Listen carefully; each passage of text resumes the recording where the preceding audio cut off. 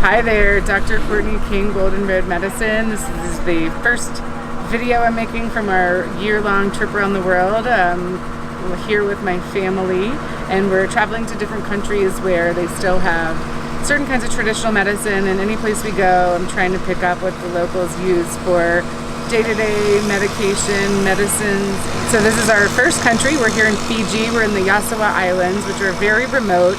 They were about a 5-hour boat ride from Nandi, from the port, which is actually about a 25-minute drive from the airport. And it's been an amazing stay. We've been here 11 days, and I got a lot of information from some of the locals about their herbal medicines. That's kind of their traditional healing. They don't have shaman here or medicine men.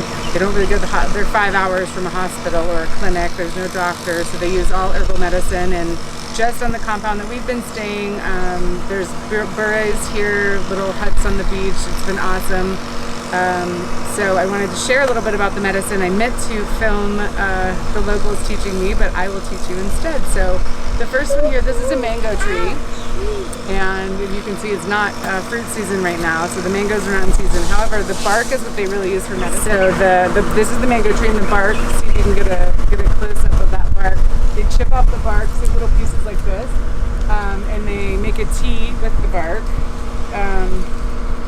So it's a mango bark tea, and what it does is, like oftentimes when kids especially, or anybody gets kind of stomach issues where they don't feel like eating, they're maybe nauseous or have a little virus, you drink the bark tea and it actually helps flush things through, and it causes diarrhea or vomiting, which helps you then get your appetite back. So I thought that was interesting. We don't have much, at least in the States or Western medicine, that induces actual vomiting and diarrhea to get the illness out of you, and so that you can actually start eating again. So I love the mango bark tea.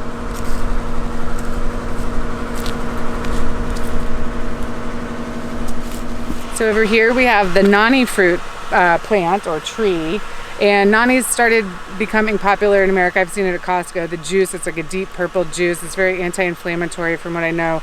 From there, they use a bunch of different parts of the nani tree. So this is the fruit. You can get a close-up on the fruit. These are not quite mature. They're small. As they mature, they get older. But if you can see this one here, it's really soft and squishy, so it's very ripe. The best one for medicine is kind of this middle, mature one. See, that one's so ripe, it just fell off. If the ones that are like really ripe actually taste completely disgusting. I don't think any of them are especially good. I think they add a lot of sugar in the States, at least. But the stronger the smell and the taste, the more strong the medicine is.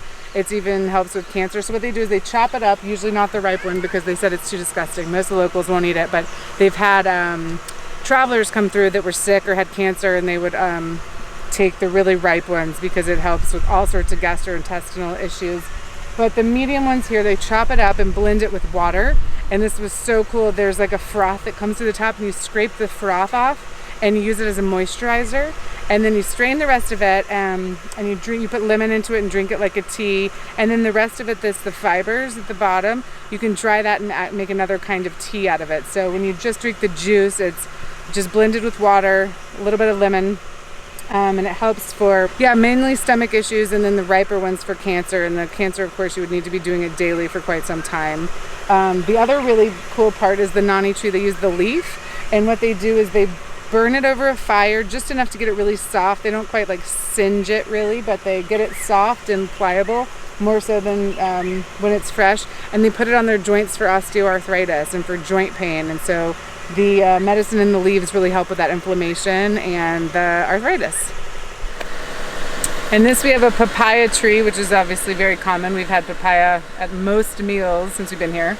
And what they do, they scrape the bark and they use it, they put it directly on a fresh cut, and it helps with wound healing. She said if you keep the bark on your wound overnight, it really seals the edges back up. It also helps with pus. If you have an infection in a cut, you can just scrape bark and the papaya tree and put it in the cut. The other parts of the papaya, obviously they eat the papayas. It's good for you fruit. They eat the raw papayas in salad cut up. There's some really unripe papayas up in this tree. And then the other part that's really useful in the medicinal purposes is that top branch there that goes between the trunk and the leaves, and they use it for dental issues. So when people have some sort of dental pain or an abscess, they're hollow, so they cut the ends off both sides and make a tube out of it, and they light one end on fire, and they get a lot of smoke from that, and it travels up the tube, and they place it on their tooth. So the smoke kind of gets in the tooth, and it extracts any kind of sickness. They said sometimes it's worms, usually it's pus and infection or anything that would cause a dental abscess. I'd have to ask a dentist about dental worms. I've never heard of those, but she said after you get a lot of smoke for a while, you can transfer the other end of the tube into a bowl of water, and it'll show you everything that's pulling out of the tooth. It comes back down the tube and into the water, so it really helps with dental pain. They also use the leaf. So the leaf, they just chop up and blend with water, and you drink that, and it helps with breast cancer. That's what women use to prevent breast cancer, and that's what people take for breast cancer here. So that was really interesting. A lot of cool parts of the papaya tree that you can use medicinally. So here we have a lemon tree, and while I don't see, I think it's more like a lemon leaf tree. I don't see any fruit. Maybe it's just out of season. It doesn't exactly look like lemon trees that we know from home. And so what they use is the leaves. Quite often I've actually had their lemon leaf tea a number of times. It's delicious and it's really strong, but you need these small young leaves. They're very tender and they give off the most vapor. So what you do, you literally just put the leaves in hot water, let them steep for a little while, and then you drink the tea. It's delicious. It tastes more like lemongrass, I would say. But they use the lemon tea to help with the vapors from it with colds and flus and things like that. I think it's just a good thing to help you keep healthy. They serve it at the one place on the island that actually has coffee, lemon leaf tea, and they serve cake in the afternoon for your cup of tea. So what you do, these big ones are not as good because the vapors are not as strong, but you try to find the young small ones.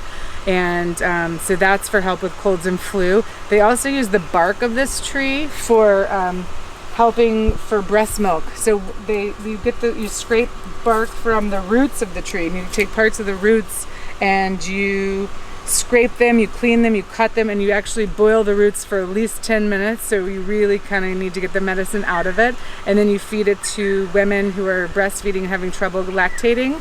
And the word is that you can't stop the milk from flowing once they drink the bark, the roots of this plant. So that's a great tip. I wish I'd had this with my second child. That would have been really awesome to help with that. Yeah, they use almost all the parts of the tree. And then my favorite one next is the hibiscus plant. So we'll head over there. And last but certainly not least, I love this plant. I love these flowers. It's the hibiscus plant. They're everywhere all over Fiji, and they have beautiful peach colored red ones, all different colors with different insides and outsides. It's one of my favorite flowers on the universe. And they use it, they put the leaves just fresh. You can blend it up in water, or you can drink it as a tea, and it's helped to help women go into labor who are stuck for any reason. So you drink hibiscus tea, and actually hibiscus tea is an easy one to get worldwide, but I think they also do it fresh. So they use all the parts of the flower and make it into a tea, and it helps the babies come. So I'm sure there are many more uses, but these are the main ones that the Fijian women told me about when they were showing me around the place and all of their herbal medicines. My favorite medicine of all of Fiji really is just like this beautiful color and this beautiful beach and relaxation and getting away from everything, and just being on Fiji time really helps the adrenals, and the stress really melts away. So I think that's one of the best medicines you can do. So if you'd like to hear more about traditional medicines around the world as we travel as a family, I'm going to be trying to learn as much as I can, and I'll share with you here on this, so you can subscribe to this channel and follow us. Next country will be New Zealand. You can also, if you want to check out our pictures, we're on Instagram at Golden Road Family Adventures. We'll also, you can sign up for my newsletter, and you'll get more blogs I'll write out all this information and maybe have some pictures of the plants and tell what you can do at home. Maybe you can't get lemon leaf, or maybe you can't get papaya leaf or bark of a mango tree, but I'll try to help you figure out things you can incorporate for similar issues at home. So www.goldenroadmedicine, and I'll put a link below to that, and you can sign up for my newsletter, and that's where the blogs will be as well. So take care, and Sota Tale is see you later in Fijian. Bye.